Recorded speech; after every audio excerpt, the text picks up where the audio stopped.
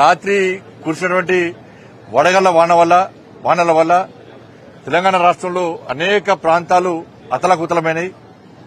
ముఖ్యంగా రైతాంగం అంతా నష్టపోయింది. దానిలో ముఖ్యంగా ఉమ్మడి కరీంనగర్ జిల్లా, ఉమ్మడి మెదక్ జిల్లా, ఉమ్మడి ఆదిలాబాద్ జిల్లాలో తీవ్ర నష్టం జరిగింది. మొత్తం పంటలన్నీ సర్వనాశనం అయిపోయినాయి. వరి గాని, పత్తి గాని, మామిడి గాని మొత్తం కనీసం చేతికి రాకుండా ఇవాళ మొత్తం చాలా ఇబ్బంది పడే పరిస్థితి, రైతులు ఇబ్బంది పడే పరిస్థితి వచ్చింది. ఇలా ఎక్కడికక్కడ రైతులు హరిగోసపడుతున్నారు, ఏడుస్తున్నారు రైతులందరూ కూడా. కాబట్టి అనుకోకుండా వచ్చిన విపత్తు కావచ్చు, అనుకోకుండా వచ్చిన అకాల వర్షాలు, వడగల వానలు కావచ్చు. కానీ ప్రభుత్వం వాళ్ళు ఆదుకోవాల్సిన అవసరం ఉంది. ఎందుకంటే 10 సంవత్సరాల కేసీఆర్ పాలనలో అకాల వర్షాల వల్ల, వడగళ్ల వాన వల్ల ఇదే చామనపల్లి, ఇప్పుడు మనం ఉన్న చామనపల్లికి పోయినసారి నేను వచ్చి చూసిపోయినా. కేసీఆర్ ప్రభుత్వంలో అకాల వర్షాలు నష్టపోతే ఎకరాలు కుటుంబాలు నష్టపోతాం, రోడ్ల మీద పడ్డారు. వాళ్ళ జీవితాలు మొత్తం నష్టమైపోయినాయి.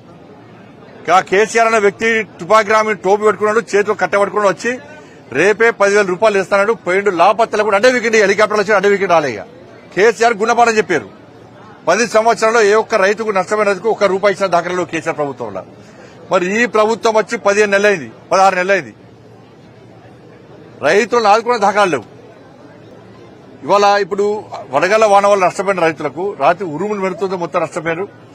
రాష్ట్ర ప్రభుత్వం యుద్ద ప్రాతిపదికన వెంటనే దీని మీద వాళ్ళకి నష్టపరిహారం ఇవ్వాలి. రైతులు నష్టపోకుండా చూడాలి, వాళ్ళని ఆదుకునే విధంగా ప్రయత్నం చేయాలి, వాళ్ళని సంతోషపెట్టాలి. మళ్ళీ ఈ పేరుతోని మీరు సర్వే చేయండి, నివేదికలు తెప్పించుకోండి, ఇబ్బంది లేదు. కానీ ఏదంటే ఈ కాంగ్రెస్ పార్టీ కేసీఆర్ ఎట్లా చేసాడు గట్టిన చేస్తున్నారు. కేసీఆర్ ఏం చేసిండు? సమీక్షల పేరుతోని, సర్వేల పేరుతోని, నివేదికల పేరుతోని టైంపాస్ చేసి ఈ పంట అయిపోయినాక నెక్స్ట్ పంట వేసుకునే దాకా ఏం రూపాయి చేయలే. రైతులు ఏం చేశారు? పాత నష్టం మర్చిపోయారు. ఇక సరే ఈసారైనా నష్టాన్ని మనం నివారించుకుందామని చెప్పి మళ్ళీ పంట వేసుకున్నారు. ఈ ప్రభుత్వం అదే చేస్తుంది. ఇప్పుడు చూడండి, ఇక నేను వెంటనే ప్రభుత్వం డిమాండ్ చేస్తున్నా, మీరు వారం రోజుల పాటు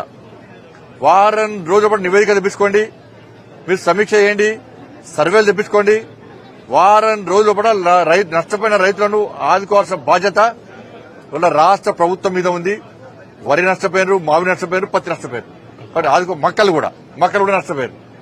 కాబట్టి ముఖ్యంగా ఉమ్మడి కరీంనగర్ జిల్లా, ఉమ్మడి మెదక్ జిల్లా, ఉమ్మడి ఆదిలాబాద్ జిల్లాతో పాటు ఇతర ప్రాంతాలు నష్టపోయారు. కాబట్టి వాళ్ళందరినీ ఆదుకోవాల్సిందిగా ఇలా రాష్ట్ర ప్రభుత్వం డిమాండ్ చేస్తున్నాం.